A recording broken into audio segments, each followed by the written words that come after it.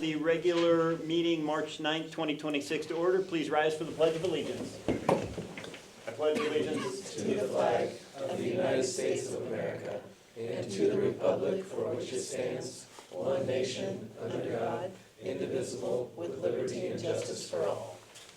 All right, thank you, everybody. And we have a visitor's guest list over on the side there by the door. If you've not signed in, please sign the visitor's guest list. And number 2 is approval of the minutes. I move to approve the February 9th, 2026 executive and regular meeting. Second. It's been moved and seconded to approve the executive and the regular board meetings from the February 9th, 2026 meetings. Any discussion? All those in favor signify by saying aye. Aye. Opposed, same sign. Motion carries. Mr. Drill, prioritize the agenda if you would. I think that we should go right down the line. Dynamite, then that means you are up. Superintendent's report, Mr. Drill. Good evening. Welcome to March. Things are going quickly. Things are going well. And I wanted to just give you a heads up. We are about 30 students ahead of last year total, trying to find that balance between making sure that we have all the coverage needed for every class level. And so one of the conversations we've been having is a very, very large 5th grade class that will move into 6th grade. So we're trying to figure that part of it out. It is truly about 40 kids larger than any other class that we have. I swear when somebody moves into Cascade, they have a 5th grader every time. So that group will move up to 6th grade, so we're gonna need to work on that. We've got some plans we've been talking about how to handle that. That said, overall, like I wrote in my board report, things are going well. A few more students means that our financial situation it helps us, particularly in tough financial times, so that's a good thing. Would also like to thank Olin and Marvin, Olin West and Marvin Basil for helping out in the winter months. We were just talking about whether or not tomorrow morning was going to be a winter morning, but we don't think so. So that's a good thing. But I do need to say thank you. They are part of our team that checks on winter mornings. They're up at 4 o'clock. They check. They come in. If we end up doing a late start, then they go back out and check all the way till 7:30, and then we make a decision and go from there. So appreciate those guys. Mid-Columbia also helps us do that. It's kind of a combination of group of people. So I want to say thank you out loud for taking care of that. And then finally, everybody seems, there are people around the state capitol that get excited when the legislature comes to town. Most educators that lead school districts are not, because we get a little worried about kind of what kinds of bills get passed and things like that. I think that probably the best news is that nothing major happened, and that the legislature did not cut into the finances for this biennium, which means we didn't have to make cuts this year. So going into the beginning of that meeting, where I was a little worried about that, but it's turned out okay. So I'm happy about that. We'll keep you informed. It appears that we will move into 26-27 school year without having to make cuts this year already. So that's good news going forward. Any questions? So I have a question that has nothing to do with your report. Okay, So I'm ready. On folks like Mid-Columbia, and that's just a tiny example, these are people that are vendors to us, they do Correct. business for us. Do we get certificates of insurance that Yes. name us additional insured from every vendor we deal with?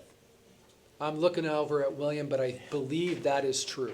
So, okay, so I William, believe can you that is answer true. that? Do you know, do we get additional insured certificates for every vendor we deal with? Do you mean like Insurance. the certification of the insurance for specific vendor, for Right. specific events? No, for like Mid-Columbia, because they work with us year-round driving our buses. Do we get a certificate of insurance from them every year naming Cascade additional insured? I believe it's what, we do a 5-year rolling conversation with them, and then in another year, we will come up and decide whether or not we want to continue Right, with and not just Midco. them, I'm talking to everybody, but Right, like right. But we in that use the janitor time, service here, Yeah, you know, they like those also, folks. they also have to hand us that kind of certificate Right. that says it's And where it's ongoing. going, I was talking to somebody else who they're selling meat products directly to schools. And so I was wondering if we are buying any meat or produce or anything from a local vendor here that is, locally sourced foods. And I was going, I wonder if we get certificates of insurance naming us additional insured from every vendor we're buying from. My understanding is the Department of Education, depending on whether it's Department of Transportation or through the food, like USDA, they have to have an approval which would include that for us to buy from them. Does that make sense? It does, but Okay. they wouldn't be naming us additional insured unless we're asking for it or it's in our contract. They wouldn't automatically. I wanna say that- It's unlikely that no, they're blanket yeah. additional insured on there. I understand what you're saying. I believe that, yes, that they would, Okay. that they do, but we can double check. Could we spot check a few of those? Sure. Just and grab a fistful of a couple of certificates and just double check those? Yep. The verbiage on them? Yep, And I would be happy to look those over if questions. okay. Got it. I told you I was going way off script. It was a right turn, but I got it. Okay, Anything else? that's all on me. Anything else for Mr. Drill, gang? Nope, no, Okay, that's it. thank you. Thank you, Mr. Drill, appreciate it. Okay, going on, we've got the finance director's report. William, welcome. Good evening. Physical report update. As of February 2026, our district finance position remains stable and on track with our adopted budget. The total revenue is at 72% of the budget, which is consistent with our normal collection pattern. State revenue is performing slightly ahead of, because we have a small growth this year. And is on track at 67% of the budget. On the expenditure side, we spend about 54% of our total budget, which is slightly higher than last year February's pace. Salary and benefit costs are higher than last year as expected and budgeted, while all the other expenses are remained well controlled. So in general, at this point of the year, I believe our district remain in a very sound and safe physical position. Any questions? So when I'm looking at the cash flow chart with the red and the blue lines. Right. And they're tracking the same on the months, but there appears to be a gap between the two lines. Correct.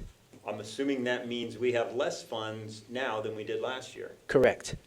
And so would that lead me to believe that we're chewing into our reserves to maintain our level of spending? So if you look at last year's adopt budget, in the budget, I think Scott, Mr. Pillar had stated that we will have a much smaller beginning balance due to the purse cost going up. So the two line basically is showing, yes, we do have less funds, but the pattern is the same, which means we are controlling how fast we're spending the money. Okay, Am I answering your question? 100% you are. Okay. So can you put your finger on where we're making up those $2 million, $1.5 million difference? Oh, that's in our purse reserve that we're going to use, that we saved previously, Right. yes. Okay. So that's the general fund tracking that, and purse reserve was saved in our special revenue. Okay, So- and what is our, okay, and will we be able to maintain the cash carryover that we have requested or that we want? So we budgeted last year, we budgeted ending balance at 2.4 million. So looking at the most recent data and number, we're gonna look around probably 2.2. Dynamite, we're super close. We're very close, Okay. and we might be even higher, just, so we have 3 big payrolls in June. Right. So that's gonna play a big role in how the ending fund balance look like. Right, but we're being fiscally responsible and we're still gonna have that cash carryover that we have. I think we made that did we make that a motion where we had to carry a certain amount, but we're gonna be able to fulfill that? Yes, sir. Awesome, Yeah. fabulous. Okay, Will still be a lot less than last year, though, at the 4 million mark. Yes, it's a lot less than last year, we knew that. That's why we're gonna use the PERS reserve to cover it, but the PERS reserve won't last forever. So one of the things that William, Jay, myself, and we talked with the principals today about starting to make squeezes on various budgets. So if To we, slow the bleed or to to fill slow it the back bleed up. down Yeah. and get ourselves to a place where, is there a way for us to save close to $1 million going into next year? So if we lose a position, do we really need to have that position replaced? And Mr. Weeks has already started basically a spreadsheet with William checking with our principals to make sure that if that's the difference between it, can we hold that difference or can we even shrink it so we're in a better place? But we will continue to run with smaller than what we got to used to and cash carryover. Right, because There's no way we can grow it pivots unless we've made so far still aren't enough because we're still slowly running out of funds. slowly, yeah. We're all in the same river headed towards the waterfall, but we're way We're farther way in the back. back, yeah. We're way in the back compared to other districts. So we're gonna watch and see how hard they hit. Yes, and we're also gonna be able to watch and see, can we pull off, I mean, we're gonna Right, use the analogy, right. can we pull off, can we restock? Is there a way for us to slow down that progress? Right. No, that's fair. Wonderful. Any other questions? Good question. Thank you, Mr. Wong. Appreciate it. Yes, sir. All right, high school assistant, principal's report. Mr. Woodrow, welcome. Thank you for that. Okay, first part I want to talk about is our exit interviews. Every year seniors come in, they do their exit interview. I want to highlight some things because the great thing about the exit interview is it's one of the few times where you see seniors genuinely nervous because they know they need it to graduate. And so if they don't pass it, they know they cannot participate in graduation, they will not get a diploma. But the big part that I want to point out is one of the main components of the exit interview is the personal essay, where they reflect on their time at Cascade, what they learned, what the school gave them. And I put 4 names down there: Tina Christensen, Natalie Lucy, Lisa Newman, and Taylor Guidos. They are all office staff between our attendance office, counseling office, athletic secretary, and office manager. And the reason I put them down there is I looked at my notes as I was finishing up exit interviews, and these 4 people were recognized as having an impact on seniors in graduating. Excuse me. And just the fact that these are office people who are keeping track of schedules, they're tracking attendance, they're making sure supplies are ordered. When you look at their job description, you don't necessarily see like a counselor or a teacher. None of that's mentioned, but the connections they had were so strong that these seniors decided to include them in their personal essay. Just the amount of time they would come in, just talk about problems they were having, struggles at home, trouble in classroom. They have found somebody that they can reach out to. And I think that's one of the things that makes Cascade special, is that even your non-traditional people are making those connections with kids that you don't see it necessarily every other school. So I just want to highlight those 4 people because those were just during my exit interviews that all 4 of them were mentioned as having a powerful impact on a kid's experience here at Cascade. So that's I just want you guys to recognize them because they're doing a great job. Next part is Cameron Ferris. He runs our special ed behavior program. Our special education behavior program's seen a turnover the last few years of different people who I believe have done a pretty good job in that program, but Cameron brings this year experience in the special education world, which we haven't had for a few years, and he's just done a great job of making sure kids are getting the support they need in the classroom, and also that our instructional assistants are in the right place to support those kids. So I wanted to highlight what a great job he's doing. This is his first year here, but he has just blended in well, working well with gen ed teachers and making sure the students on his caseload get the support they need. I'm going to skip down a little bit there. I want to talk a little bit about the trips we're taking. Every year I make it a priority to organize trips for kids to participate in if they have good attendance, 90% or better, and they're passing all their classes. And we've added some new trips here. The Hopscotch Art Museum we've taken kids now to this year. This Thursday, we are taking a Rooter bus to kids to the basketball playoff game. We did all the football playoff games this year. We took kids, and we took a minimum of 50 kids to each trip. And in fact, this Friday, we're going to the zoo and Pal's Books. And I had 247 kids sign up for that. And so we had to double. We're taking 2 buses now, and we had to kind of prioritize where if you went last year, we took you off the list. And we give priority to upperclassmen because I want to get as many kids involved in these trips as possible. So I think, that's how we organize it. And we do it each year. So if they didn't get in this year, they'll get in next year. The next thing I want to talk about is this past week, I went around to the senior classes and just talked to them a little bit about safety, just the drills we run, how do we make sure kids are making good choices, what happens if a kid makes a threat. And the reason I want to mention that here is my conversations with these seniors was I said, guys, when we are able to deal with threats and we're able to make sure nothing grows to where we do have something horrible happen in the school, it's because you guys reach out to us. And I tell them, the students here, if you guys, when we get information from you, whether somebody said something at lunch, whether you saw something posted, when you come forward with that information, that's the biggest deterrent we have to make sure that this school stays safe. And I wanted to empower them, like, guys, this school is great because you guys are here, because of the choices you are making. So I think, and that's what I wanted to convey to them.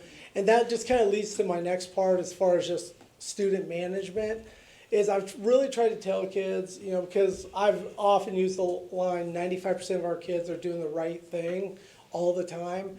And I want them to take it a step further, just not doing the right thing, but actually saying something when somebody's doing the wrong thing. Because, when I get onto a kid, I'm the assistant principal, that's my job. When you tell them to stop, you're their peer. Your opinion of them means much more than what my opinion is.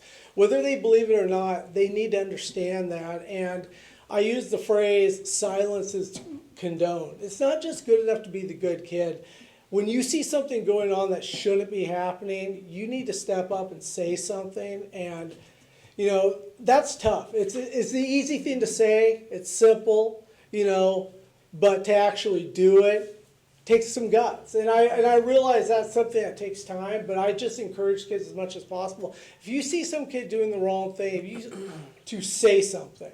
And I want to try to change the narrative on, because often I don't want to be a snitch. You know what? We're just making sure kids are safe and comfortable. It's not about snitching. It's about, if a kid makes a threat or says something, that we have a conversation with that kid to find out, why do you feel this way? What is it that we can do to better support you?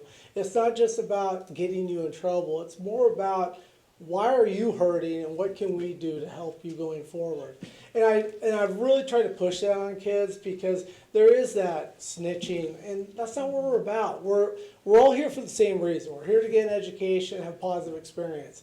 And if somebody isn't, what can we do to change that? So that's kind of, I've tried to, that's a longer road, that's a tougher conversation to have. And there's not many kids willing to do it, but all it takes is a few. It just takes a few, and if somebody sees someone else do it, they might be willing to do it. But it takes a few to start that. One of the last things I want to talk about is just, we continue this, our 3rd year of senior attendance, where you have to have 90% or better to walk at graduation. It has been the #1 thing that's changed senior attendance. Typically at this time, 3 years ago, it was at 86, 87%. Now it's at 94%. And now, even this year, you have to be at school on time 90% of the time. So that's something we've added this year, and we send letters out every 6 weeks to remind kids, that you're below 90%. It needs to get better, and I think the results show that it is working. I think that's just a great thing that we've implemented, because the #1 thing is, we can't do anything if you're not here. So we want to encourage kids here to be here as much as possible. So, anybody got questions for me? I have a question. Okay, I'm just curious, if the kids don't pass the exit interview, what happens? Does that panel of teachers or administrators or whoever's in their group, do they reunite and then take them through the same thing, or do they have to Well, do typically the something way the exit interview will work is they'll get the interview and they'll step outside. If they don't pass, they bring them back in to explain what they need to do better. And then we have them come in after school with one of our counselors to say, okay, what can you change next time when you come in? What will that interview look like differently? And so, and that kind of conversation takes place. I don't think seniors are aware that they get multiple opportunities. I think they're under the impression, which we don't dismiss, That's what I that it's a remember. one-shot Yeah, deal. yeah. But we realize sometimes they're not prepared, they don't have what they need to get done, so we have them stay after school and have that conversation with them. Yeah, because I know some kids don't have like interview experience. Yeah. They don't have them. They might not have that support at home or whatever. So And we've it's done a nice good that job they- as far as like, we've had job fairs here at the school before, and different classes have taken them where they get interview practice, but you're right. Okay, I mean, yeah. some kids are just better speakers than others, and they need Right. practice and need more than one opportunity. But it's nice that you send them to the counselor, Yeah. because that's kind of a next step, and they can learn some stuff and then come back. Yeah. I had one more question. When you were talking about the in-district versus out, let's see. Oh, yeah. So, referrals and the. Right. well, this has to do with, because one of my big things is that I wanted to, because like I stress, kids are doing the right thing. I want to make sure every 3 weeks, each teacher writes 2 postcards and we mail them home, positive postcards. And obviously, when a kid gets a behavior referral, we have to we have to send those home. So, but I think the positive communication should way outnumber the negative.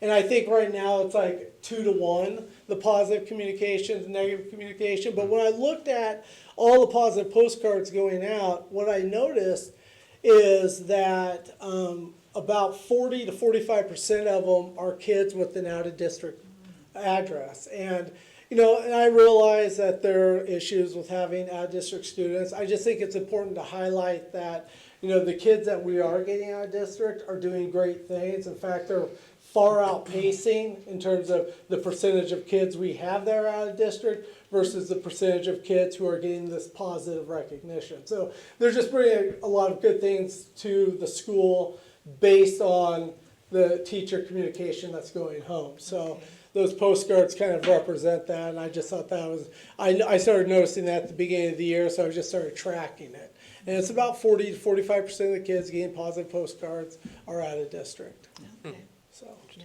that's good. Let me ask one last question. So you talked about if a kid doesn't do the exit interview, there's ways to help them, and if they're behind on their grades, there's a way to do tutoring, et cetera. Yeah. If we get down to the finish line and a kid's below 90%, how do you make up attendance? So one of the things is we require seat time, and for example, you'll have to say an additional like 2 to 3 hours for each day it would take to get up to 90%. So let's say you had to make up 7 days to get to 90%. So you'd have to stay an additional 14 hours. Our plan is, what we've typically seen is because the letters go out every 6 weeks, is that it kind of is a shocker where it says you will not participate in graduation, that we'll probably have 6 to 10 kids that we'll have to deal with on this issue, and sometimes it's just a couple of days because they're notified and we communicate so well. And Ann Yunker does a great job of helping us. Those letters go home that, parents call, what do I need to do? You've got to start showing up. You've got to be here more But often. they can make up for time by They staying can. after school or on Yeah. weekends or whatever, if they. What we have is Study what hall or will whatever go you call out it. in a month is an appeal form, and what we ask them to do is kind of plead their case as far as why they missed, because some things do happen. Sure, sure. They get sick, There's an exception you to every know, rule. and we want them to put some work into it, and then we talk about, how much seat time they have to make up. Got it. Nice. Yeah. Okay. Wonderful. What else? I just have more of a comment. We were just talking about the culture recently, and the fact that you highlighted these behind-the-scenes admin, I think just brings that home, that point, and so I appreciate you bringing that up. And, it's a little bit of a catch-22 because in the office, there's so many kids in the office and they're in there, we gotta get them out. And I'm on board with that. I'm often going through, I'm clearing them out. But I also remember, for some of those kids, their one connection is Lisa Newman, the attendance secretary, is Natalie Lucy, is Tina Christensen, is Taylor Guidance. All those people, those connections, I mean, those relationships is what keeps those kids coming. And I saw that in the personal essays from the kids. So, we don't want kids in the office all the time, but, it's kind of, it's messy, It's kind of, you find a balance there, so, yeah. Anything else? I wanted to say one more thing. I just really wanted to commend you for what you do for students here at Cascade. I've known you for a long time. Yeah. I've had you as an administrator for myself when I taught here, and the experiences he offers these kids that probably don't have the opportunity to experience these things. And he's just talking about trips that he's done so far this year. He's been doing this for years. He hasn't put half the stuff on this list that he's done for kids, and I want to say thank you from the school district and the community. I received probably one of my best compliments ever last week. They said, I don't understand it. You give these kids detentions and you have to do referrals on them, Yes. but they still Love you. like you and want to be around you. So, not all of them, obviously, but, most of them, almost all. Anyway, so I appreciate that. I want kids to get the most out of high school, and I just want to give them every opportunity. And, I'm so thrilled, just, so many kids sign up for these trips, and I just try to encourage them, hey, if we don't get you on this one, we'll get you on the next one. And so, anyways, I appreciate those words. Thank you. Nice. All right, thanks. Dynamite. Same Appreciate true. it, thank you. All right, moving on, we've got junior high assistant principal's report, and that is Gailey. Welcome. Hello. Sorry I was a little tardy. I came from a very well-attended spring sports coaches meeting at the high school, and so it was nice to see so many parents and athletes over there, and gave our spiel about track, and I'm ready to go for the season. So thank you for having me tonight. I just wanted, it's always, I love having Tyler at the high school because I feel, one, I think I'm in my fourth year, I don't know, somewhere, of admin, and it's been really wonderful being able to see the things that Tyler does, and there's just certain things that only Tyler can do, but one of the things that we've really worked at is it's a hard business being a vice principal when you're doing discipline all the time, and it becomes you're trying to figure out how to make those connections and how to do that. And so one of the things that we have also been really working at is some of these positive behavioral type rewards for our kids. We have next week we get a reward. Our 7th and 8th graders, they're going, actually this week, sorry, this was this week on Thursday, they're going to the Oregon Coast Aquarium. So all the kiddos that have passing grades, those are for 7th and 8th graders, passing grades and less than 2 referrals get to go, or less than 1 referral, excuse me, get to go to the Oregon Coast Aquarium, and then our 6th graders get to go to the trampoline park, which is like the coolest thing ever, so they get really excited with that. We do that at the end of every trimester. So kids sign up, and we usually take half to 2/3 of our 7th and 8th grade students, and a lot of the 6th grade goes, like pretty much all of them go that qualify for it. We continue to also, we have a monthly like kind of shout out. We have our teachers nominate kids. This month, February, was Treat Others with Kindness. It's the T in our tiger for Treat Others with Kindness. 37 kiddos get a little something. We use our Power School program, which I've really kind of fallen in love with, to send out these little positive shout outs to the parents. They get those via email, and then we have nice little certificates and some candy, and we give them shout outs on the announcements throughout the day. And so they really like that. And it's great because we start to recognize maybe kids that, they're the kids that are just always doing the right thing, and they a lot of times don't get recognized. And so I really enjoy that one.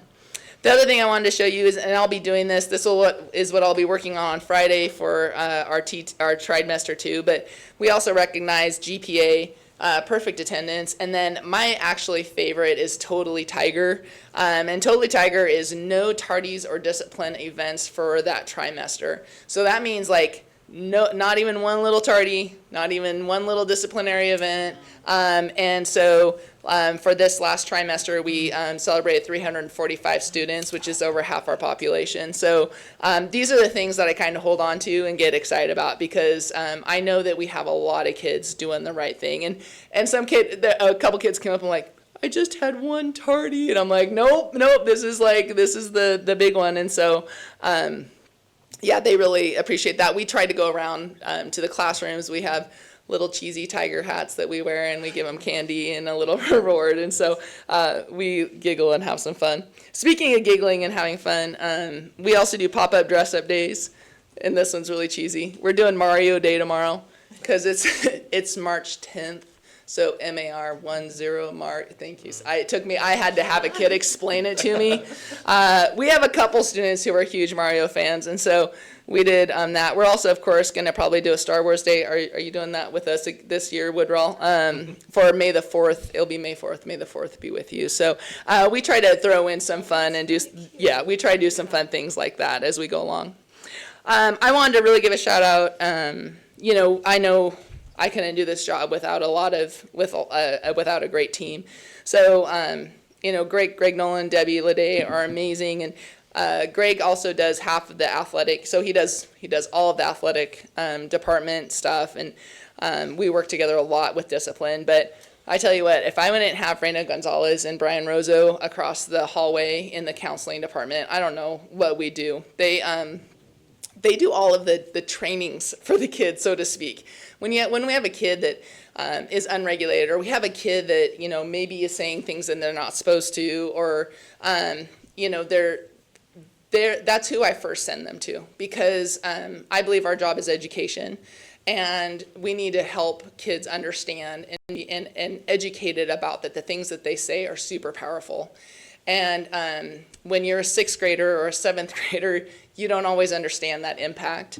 And so Raina and Brian just do such a great job working with our kids, trying to help them understand what they're doing, try to give them the coping skills to be able to make it work. Speaking of coping skills, Whitney Ford is our skills trainer. She works with our special education students doing much the same thing. And I lean on her very heavy every day. She's amazing. She just goes in and to rooms. She helps kids. She helps them to regulate themselves. She helps them to learn how to deal with other students. And I just am so grateful for both of them. And because our whole goal is to be proactive and to try to get in front of things before and this is just exactly what Tyler was talking about talking to the seniors. How can we help kids to learn how to deal with these issues? So we hope that we can teach those students the skills they need, and then hope that they access those skills when some of those tough things come along. So I'm really proud of what we've done over at the junior high and the village that is making that happen. So are there any questions? Any questions? So I'm going to ask real quick on the Totally Tiger. So you guys were at 54% this year of the student body got those. Mm-hmm. What's kind of the watermark? What do you look at? I know you're looking for 100%. I know that. But what do we normally see? If you had to throw a dart, are we usually around the 50% mark on that? This was a little high this time. So I feel like we were in the 200s for the last couple trimesters. Okay. And so this group of students, I don't know, they've just really done a good job in the school. And our halls are so, I think everyone has just, and when I say everyone, I mean all the teachers, everyone has just really dug in, and they're out in the halls. We have 6th grade teachers, standing in the hall and telling kids as they're leaving the building, is your phone out? I don't think I see a phone. And are you on time to class? I mean, just everybody is just jumping in, And so we have all these teachers. If you come into our school, which I would love to have any of you come in, with 30 seconds left, the halls are clear. And so that tardies, I think, is a huge one. Like, we have a lot of kids without disciplinary events, but it's the tardies. And so I believe a lot of that is, and our teachers are ready to roll. There's something on the board. They come in, they sit down, they're ready to roll on their next thing. So I think it's just giving a real purpose to our students to be in class and ready to go. And so I feel that that is a big piece of it, but it's because the whole staff is bought into it. So when the class ends at, whatever period ends, and they're going now to the next class, how much time do they have between those two classes? They have 5 minutes. And so the bell rings to release the class, and then then it rings again to start in 5, or do they get like a warning bell and then it's just one? Nope. The warning bell is me. All right, fair enough. I've heard her, that's true. That's true. Yeah, okay. Yeah. Good coach. Yeah. But it's not like Exactly. at 4 minutes and 30 seconds, there's not a one buzz, it's like, Nope. hey gang, that's Yep. it. They're in, and it's really been helpful too. Our tech department brought in the digital clocks in the hall, Right. and I think that has actually helped too. Kids look up, and I'll they'll be like 3 minutes left, and I'll go 2 minutes, and some kid will be, it's 3, and I was like, oh whatever, it's 2 minutes, hurry up, Does the timer like count down the 5 minutes, Nope. or it just shows Nope, what the it time just is? shows, yeah. And they know that it's at But- 10:05 class Yeah, starts. but they know when that turns that Okay. they have a minute left. Okay. Yeah, Okay, they're fair wily. enough. But the total tiger, so if you had to throw a dart, you're looking in the 200s is what you're really shooting for. Yeah, I was So- really excited so about this this. is an outlier on this one. Yeah, Nice. I'm excited to see what we have. Try to. Right, So and unfortunately, you just raised the bar on yourself. I know, right? We'll get it. We'll get No it. doubt it. All right, any other questions? Thank you. Thanks. Thank you. Appreciate Okay, it. thank you very much. All right, moving on, elementary principals reports. First one is gonna be Cloverdale. Yep. And that's gonna be- She is not here tonight. Ms. Bradley. Okay, All Ms. right. Bradley couldn't make it. She apologizes. She wanted you to take a look at her report. It's in front of you. As a number of the elementary folks have done, as a number of everybody has done tonight, they've been talking about how well behaved students are and also how well they've been doing academically. Ms. Bradley wanted to share with you the report. I know Brett, she was pretty ready for an answer. Do these scores mean anything? Her response was yes, she really believes they are, particularly when You she's didn't even let me showing ask. progress. You didn't even let me ask. I already knew, I was gonna cut you off right there. All right, I have a follow-up to it, but go ahead. Fair enough. I'll see if I can answer, otherwise I'll can. just refer to her. You can. She really likes the idea of the growth that you can see, particularly in math. If you slide down a second one, the math growth is pretty amazing. Again, math is a difficult subject for many kids, and quite frankly, not a subject that gets a lot of attention, particularly if you become an elementary teacher, right? It's great to teach English and lots of other subjects. Math's a little more difficult. We have math coaches, one happens to be, used to be, still sitting here, about helping our math, all of our elementary teachers teach math, but the growth there she's been really proud of. So any additional questions, but that's what she was really focusing on for this thing. She said she'll catch up to you, and if you have extra questions, the next time she shows up, she'll be ready. I do have a question, and I think you Okay. can answer it. All right. Would it be possible for us to see this chart we're looking at right here for Cloverdale next to Turner's, next to Almsville's? It's possible, assuming everybody's doing right, iReady and Dibbles, right? Yep. I don't know what we'd learn from that, but I think it'd be interesting to see all three schools lined up with the exact same data and the exact same grades, just for us to look at those as a benchmark to see how they all compare to one another. Okay. Brian's already got that. Yeah, Mr. Dyer's got that information, so that's good, Fabulous. Yeah. That was my follow-up as question. was said, so we can work on that for sure. I think that'd be They interesting. will give you some caveats when we get there, but yeah. No, no absolutely. doubt, but I Okay. just think it'd be interesting to see it. And again, I don't know what it's gonna show us or what it's gonna mean, but it'd be interesting. Okay, cool. Excellent. Can do. All right. Any other questions for Mr. Drill? No. Awesome. Thank you, Mr. Drill, for that report. Yep. Next is the Turner Elementary report. Ms. Iverson, welcome. Well, thank you, and you will be able to see Turner's iReady data and our literacy data right in front of you. And before I get started, I do want to thank the board for being here and for what you give. And also, Turner completely welcomes back Darren Drill. We were very supportive of him during, before, and glad that he's back. So thank you for that. So what you have in front of you is our Acadians literacy data. That is one snapshot of our students, and I have a graph for you in the report going back to pre-COVID. You can see that for the most part, the B is beginning of the year, the M is middle, the E is end of year data. You can see that the middle of the year data, we actually are achieving higher scores than we have in the history of keeping track going back pre-COVID. And I attribute that to the back to the basics, phonics, and our emphasis on how we teach literacy and how we teach reading at Turner and across the district. The iReady data, which also shows us against the state of Oregon and nationwide. And you can see that 44% of our students this year are at or above, 49 are just a little below, and 7% are well below. 1 year ago today, we were 40% at or above and 10% well below. So we are continually making gains. And yes, the data drives instruction. We examined the data to determine what our next steps are. I've been examining the data to determine that we're not jumping on a new bandwagon, but our emphasis next year will be back to solid writing. But I'm also proud of the community connections we make. We had a career fair for kids a week ago. 35 different businesses showed up and brought hands-on things that our kids could do, everything from hairstyling to construction to engineering, and our kids loved it.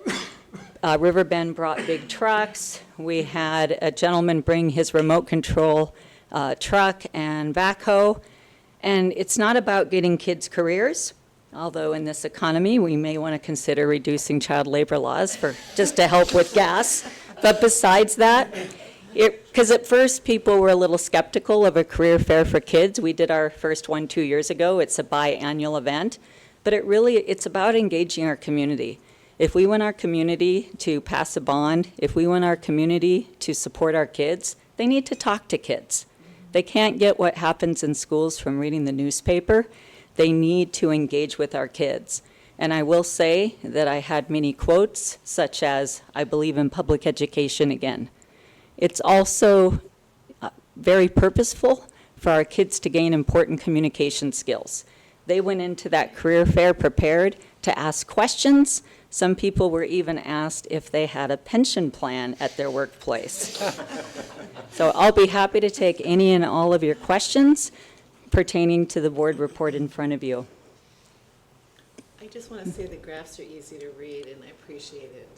It's exciting. I have to ask about, how's your wellness program going? Great. That we had the $250,000 5-year grant, and we're in year 2. And we have weekly workouts at all the different sites. They're going strong. I can only speak at Turner Elementary. We have about 8 people every week working out with a personal trainer, and we have monthly activities. Just Friday night, we had about 18 people do country line dancing, and then we went to Angel Share. And what was cool is, like Molly talked about the counselor at the junior high. I got to hang out with her. I am meeting and knowing people from all across our district at the activities, and that's been the best part. I mean, everybody's having fun golfing, and then William shows up, and he's like the life of the party. So it's going very, very well, and we have 3 years left of this grant to continue to refine. So weekly trainings, monthly activities. Next Sunday, we're going to Top Golf. Anybody that wants to go. We have a camping trip in April for families to Camp Dakota. We also have a category for equipment and incentives. The incentives are the wellness champions in each building can do like wellness bingo and different activities, and let's say the winner gets a gift card to Amazon. So we created those categories, so it really is something for everyone. And we've done everything from fly fishing to we have a hike at Silver Falls in May. Okay. What's a wellness champion? That's so that there's the 4 coordinators. I'm one of the coordinators, but we also have champions in each building that we're paying a stipend to, just to get excitement for it, to communicate in that building. Okay. Nikki Lee and Jess Scholl, for example, are the champions at Almsville. Okay. So that there's communication at the building level and not just everything coming from me. And they can talk to their people and find out what they want, because we keep emphasizing that the grant money is for them. It's for employees. Yeah, that's Yeah. so great. Yeah, thank you. So great, Lisa. So, Lisa, I'm looking at one of the graphs with the 3, the national, the state, and the Turner Correct. growth. it appears that Turner's outpacing Oregon and national on both charts by a fair bit. Correct. What do we attribute that to besides you're just awesome? Well, truly, it is a culture of wanting to gain excellence. We are improving every single year. I think having math coaches, and Ms. Ranzoni was a top-notch math coach, but also I think it's most attributed to small group intervention. So just like we've had reading interventions for years at Cascade, the RTI room, where if you are low in literacy, while the group, like let's say the 5th grade advanced group is doing novel studies, kids that need that extra help go to a room and 5 or 6 kids get intensive instruction. Now we're doing that with math. Okay. So if you are, especially we're targeting those yellows and Right. some of those red also, that 7%, if we were to look at the profile, it's not an excuse, it's just reality. Many of those kids are on individualized education plans, so Right. they are doing the best they can and they're still below. Right. But by targeting the kids in the yellow, so they would go into the former STEAM room with Mrs. Stinnett and an assistant, and they have out the manipulatives. There's 5 to 8 kids in a small group every single day, getting that extra help to unlock whatever barriers are in their brain so that it leads to deeper understanding. And in the states that they call the miracle for some of this data, it really is having the coaching and the small group instruction, which we rely on our instructional assistants for. Okay. It just seems like the red in particular is so small on ours compared to the other two. It's quite impressive. And, the state of Oregon is trying so hard to get up their scores statewide, but yet they took away all, if you're at a school board meeting and with people that make decisions that matter, that actually have a say, the state of Oregon has taken away all kinds of fines about attendance. Luckily, we have a really strong attendance rate. It remains at 95%. We have a state where there's nothing you can do. I really hope you come to school is about all we can do. So they've taken that away, and if you're not in attendance, you can't learn. And they've taken away any kind of suspension for major behaviors. I mean, unless it's a violent episode, you can't suspend a kid. And the teachers that we get from other districts, and I've hired about half the staff at Turner now in my 5th year there, and most of them are from a surrounding larger district, and they say, you can't even teach because of the behavior issues. So you can keep throwing money at all of these programs or an extra test, but until we get a handle on attendance and behavior, it's not going to matter. The reason we have the scores we do is because we have an orderly school where kids can learn. And that's my soapbox, and I'm sticking to it. Fair enough. Well, I'll stand by my earlier Thank comment you. when I said you're awesome, so thank you. Thank you. Thank you. All right, any other Okay. questions? Yeah, to follow, so when we're looking at these scores, are all the school districts doing iReady? Yes, And so every this is iReady versus iReady scores, not just math scores. iReady is, this is actually our 5th year of iReady.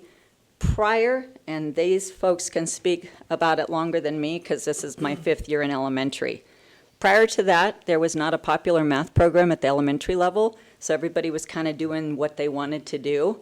So that's why there was a huge push 5 years ago to have a common curriculum, and everybody agreed to be on board and use that curriculum. In Oregon.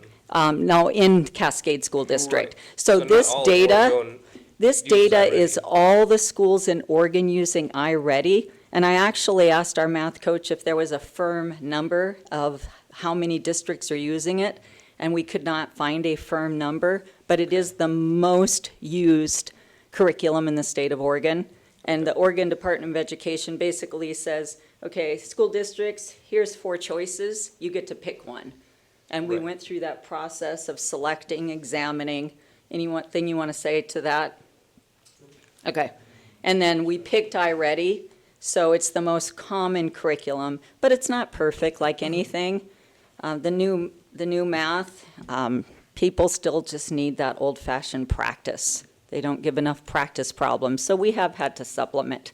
The key is if you can use about 80% of the curriculum and supplement where you need to that 20% and do what makes sense. And that's what we're doing. Okay. Any other Any questions? other questions? Nope. All Thank you right. very much. Thank you. Appreciate it. All right, moving on, elementary assistant principal's report, and that's going to be Ms. Ranzoni. Welcome. Good evening. Good evening. This is kind of awkward microphone situation. Alrighty, my report's there. I would really like to highlight our attendance and how much we've improved over the last 4 years. I included a graph there from 2022-23 school year, looking at regular attender versus chronic. Chronic means they're missing 10% or more of their school days, which is a considerable amount. But in 22-23 school year, we were almost at 40% of chronic attenders. Not good. This last year, we got it down to 20%, which is half. Yeah, that's, We cut it by half. Yeah. And so you can see the steady growth of regular attenders and those chronic attenders that are just going down, down, down. Which is really impressive. And I would attribute that, because I know you're going to ask, I would attribute that to every other week, Ann Yunker, the attendance director, and I and our counselors sit down together, and we go through every single kid. So all 608 kids, we look at all of their data, and we go through. We start at kindergarten, and we just go through every single kid. And between the four of us, somebody knows something about what's going on in that family because of how relationship focused we're driven. And so we can brainstorm, how are we going to help this family? How are we going to help this student? What do they need?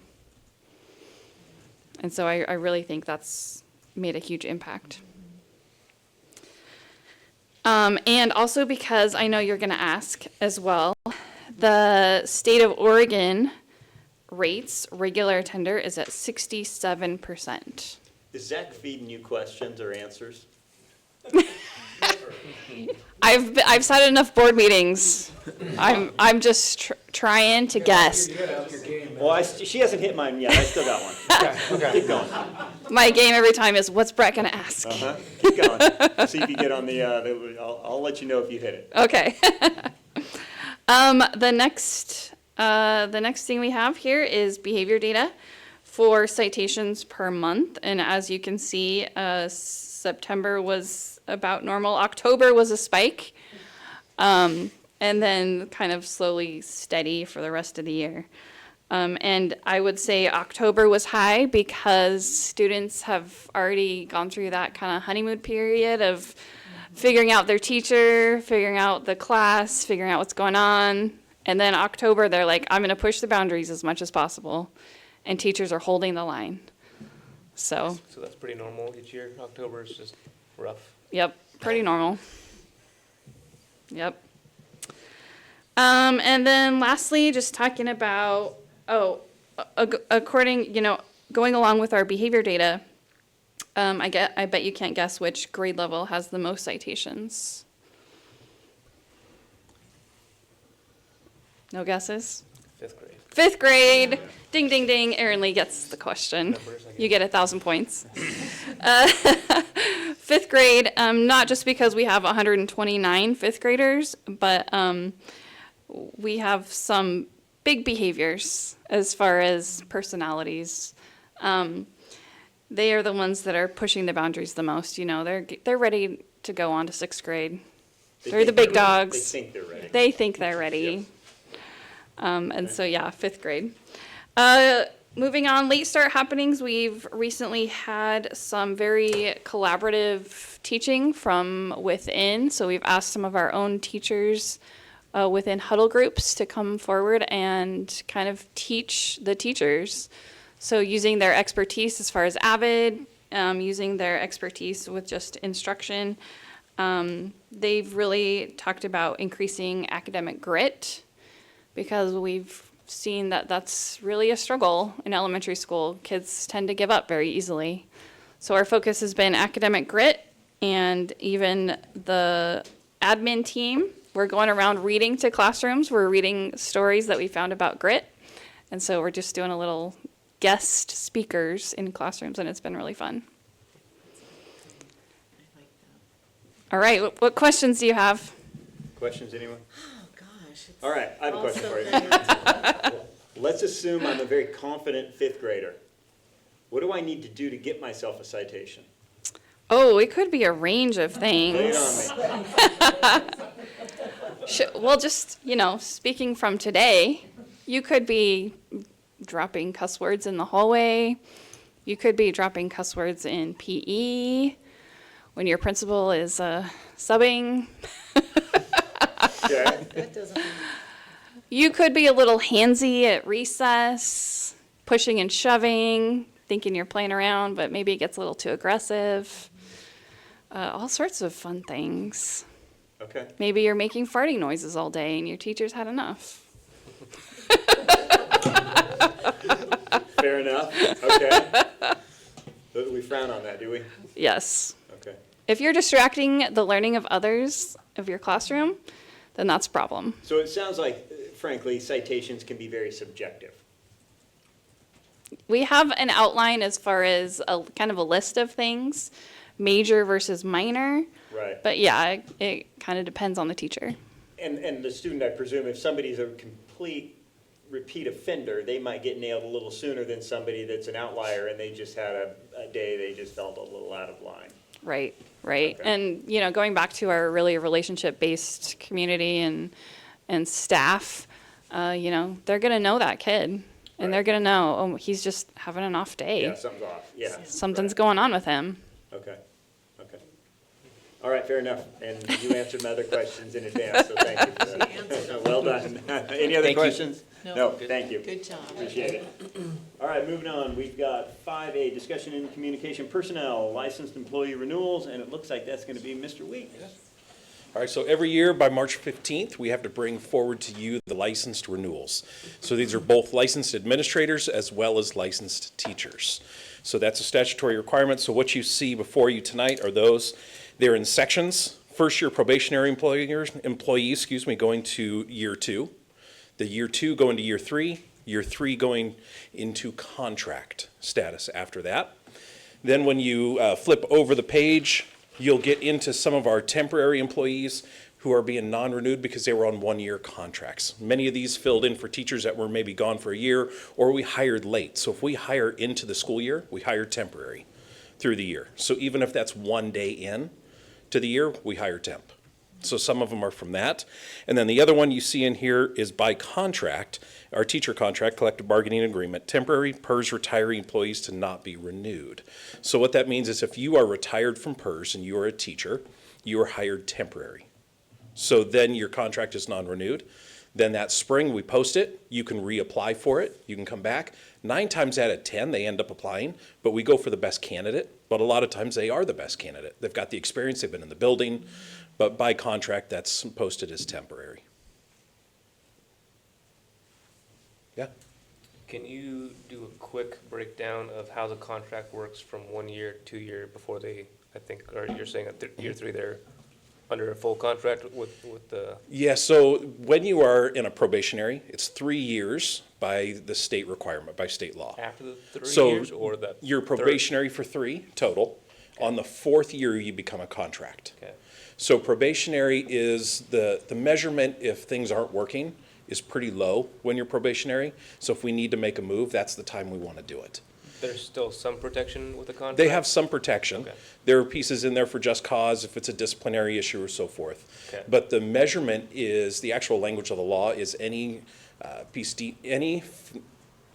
in faith deemed sufficient by the board. So basically, if there's something there that's not working, not the right fit in your probationary, we can bring that to the board and say, hey, we need to move on.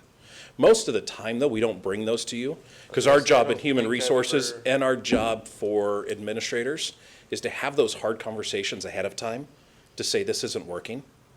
So a lot of times you see those as resignations at some point during the year. So Okay. you'll see them come in, they'll move on because we've coached with them, we've worked with them to say this probably may not be the So right it's only if spot. they're really trying to stay, would it ever get to the point where you'd bring it to us to have to make the decision for them? That is correct. Okay. Okay, so then would there be a difference between the contract between year 1 and year 3? Does the contract get more in their favor as it goes along, or is it basically the same contract? Same, it's the until same. you get to the 4th year? Year to year, essentially as probationary. Okay. Until that year 4. Okay. And March 15th is that date we have to decide by as a governing board on whether or not we renew a contract. Okay. Any questions for Mr. Weeks? Nope. Thank you very much. Appreciate it. All right, going on, we've got superintendent evaluation and contract. So the board met in executive session this evening to discuss Mr. Drill's contract, and the board has agreed to approve Mr. Drill's contract for another 3-year term. Mr. Drill, I'd like to say that we appreciate your continued leadership as a superintendent of Cascade, and it is my opinion, and I think the board shares it, that this school district is better because of you and the time and dedication that you have for this district, and we appreciate all that you do for us. Thank you very much. Thank you very much for Thank you. everything. Appreciate it. Thank you. So, anything else? Anybody? Nope. Nope? All right, then with that, we'll move on. We've got budget committee calendar, number C. And who's that? Mr. Wong, Yeah. you're You back. You okay with that? You want me to do it? It just shows the calendar, go ahead, go on up. Yeah, you got it. This is new for him, so we're That's all going right. through that process. We'll bump through You got it. So we have, in the, excuse me, in the bracket, we have the budget calendar for 26, 27. And It said 25 it's, in here, so it says 26. We're good, go ahead. Yeah, keep going, sorry. okay. And so we have, from April 17th to May 1 will be the publication of budget committee meeting notification. And then on the May 11th board meeting, we'll have initial meeting of the budget committee. And then historically, on the day of June board meeting, we have budget hearing, adoption, and appropriation. Just real point of clarification, our memo says the dates are April and May of 25, it's actually of 26. Just point of clarification on that. Okay. Would you agree? Yes. Yeah. You got the wrong dates in there. We'll fix it. So we've got, The year those date. are, those are correct 25 dates, not correct 26 dates, yeah. The actual date, like May 18th, is correct, but the year is wrong. Oh, okay, okay. So it's just the year that's wrong? Yep. Okay. All right. Sorry All about the that. dates are No, no. correct. We'll fix that. So make sure when you do the resolution, Ah, right. it Okay. says 26. Sorry about that. No. Easy fix. Okay. Okay, wonderful. Any questions about the budget calendar? Anybody? Nope. Done. Thank you. All right, next is the 5D, the budget committee vacancy. Mr. Drill. Yeah, as per your guys' instructions, I reached out to a familiar name, Karen Ramsire, who was on your school board for a number of years, many years, and she has agreed to continue on in that budget committee position previously held by Don Marquez, Fabulous. as per your request. That's good news. Okay? Wonderful. Any questions? Nope. Okay, next is 6A, staff retirement from PERS, and it looks like Mr. Weeks is back up for that. All right, so we just talked about some of that PERS retirement. We have one to bring with you today. That's a retirement just for the rest of this year for PERS, and that is Joe Lule, who's our maintenance manager. So he's retired from PERS and just working back here through the end of the year. Okay, wonderful. Thank you. Next, we've got staff resignation. We have one staff member who's decided to move on to another opportunity at this point, and that is John Edwards. He's a science teacher for the high school. Okay. Questions on that? Nope. How about the coach advisory list? All right, in your packet, you'll notice the coach advisor list. You'll notice the, I'm going to call them yellow in there, color. Those are your spring coaches there in front of you for both the middle and the high school.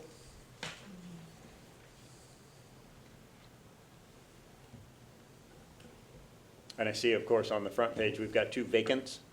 We do right now. Those were just posted here recently as he's working to finalize his staff. We do have some volunteers helping him right now with that, but those are paid positions that are open and posted for him to fill. Okay. Any questions on that? Nope. All right. How about employee recognition, second trimester. So we've had some names given to you already tonight for recognition. We got some more for you here this evening. So here a couple months ago, we read our first trimester names and celebrated those. They're the ones that we posted just outside the boardroom and celebrated them. Actually, I believe in January is when we did that last one. So our next trimester ends this week as we go into the next grading. So we have some to highlight for you. From Cloverdale, our classified is Andrea Caterly. They say whether she's working one-on-one to provide vital reading support or logging hours or planning family school events, Andrea consistently goes above and beyond. Her passion for helping students grow and bringing our community together through engaging activities is truly inspiring. We appreciate you so much, Andrea. Thank you for your hard work and heart. Turner Elementary, Brianna Shipman, certified teacher.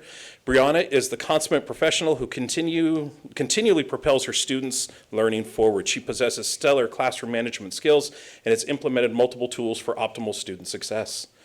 Selena Mathiasen, classified. Selena is a beloved staff member who always pitches in to assist wherever and whenever she is needed. She forms incredible relationships with kids and always gives her all with a smile on her face. She's a top-notch math assistant who helps make math not only understandable but also fun. Selena is the best of the best, and we love her.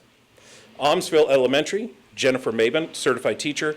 Miss Maben is the ultimate teacher, an experienced teacher in our district. She has a deep pool of resources and an amazing servant mentality. She is always willing to help out a colleague, volunteer to help our committee, or plan our next Spirit Week. Her heart is always for kids, our school, our community. We are proud she's a member of the Almsville Elementary family. Ksenia Coleman, classified. Mrs. K does so much more than support our students through challenging behavior. She teaches foundational skills our students need to navigate the world. She has an amazing ability to see the why behind the students' actions and respond with patience and care. She's a vital member of our Foundations B team and our entire school. High school, Stuart Foster, certified teacher. In just a year and a half, Stuart has rebuilt a strong DECA program at Cascade. Last month, he took 11 students to complete at DECA State. He took 4 students to the National DECA Convention in Florida. He has started 2 new businesses with Cascade High School. He's done so much. We're grateful for the additional opportunities he's created for our students. Layla Pett, classified. Layla is invaluable to Cascade High School. She does it all, runs the library, organizes state testing, runs clubs after school, manages students coming and going all day long. Her impact is tremendous, and we are very grateful for her efforts. Junior high, Emma Bales, certified teacher. She's a young teacher with lots of energy. She's attended 3 different AVID staff developments, coordinated 2 food drives, taken and organized multiple college visits for her AVID group, and has coached volleyball the past 2 years. Elaine Gump, classified. Elaine is personable and works hard. She recently taken on extra with all of our current administrative assistants being out. And our last one, our food services department, Leslie Casto. Leslie, head cook at Almsville Elementary School, brings incredible joy and warmth to her kitchen, where she is dearly loved by her students. Her hard work and steady, positive presence keep everything running smoothly. Thank you to the staff at Cascade for that. You heard some of that earlier. One last highlight is last week was Classified Appreciation Week, and we do want to highlight the classified staff. They are the backbone of an institution.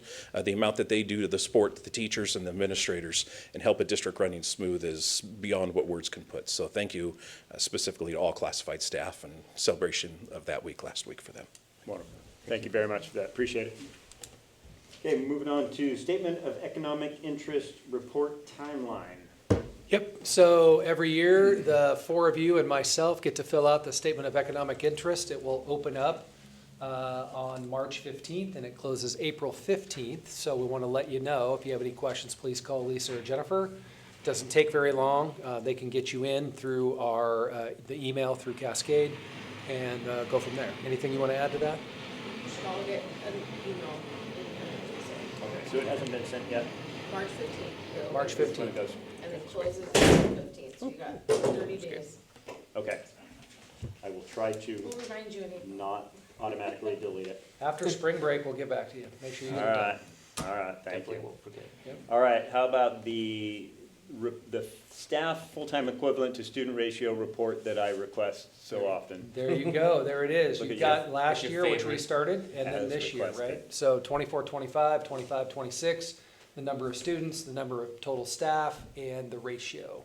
As you can see, it's Perfect. gone up a little because we have tried to shrink a little to deal with budgets. We will probably shrink again for next year.